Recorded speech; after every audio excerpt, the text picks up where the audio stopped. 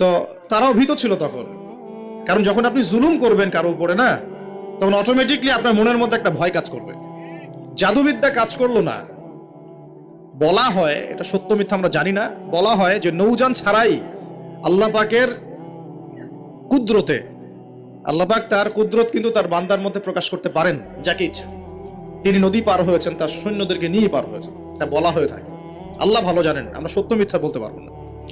এরপরে এখানে সর্বশেষ যেটা পদক্ষেপ নেওয়া হয়েছিল, লোহা দিয়ে জাদু করা হয়েছে, শিল দিয়ে জাদু করা হয়েছে। এই শিলের জাদু কে ভাঙতে পারবে, এই কথা শাহজালাল রাহিমাহুল্লাহ তার অনুসারীদেরকে বলছিলেন যে তোমাদের মধ্যে যে ব্যক্তি ফজরের নামাজ কোনোদিন কাজা করো নাই, সে উঠে আজান দিলে ইনশাআল্লাহ আল্লাহ পাক এই জাদু ভ্রষ্ট করবেন। সম্ভবত নাসির উদ্দিন নামক একজন ব্যক্তি, বুরহানুদ্দিন, শুক্রিয়া স্যার।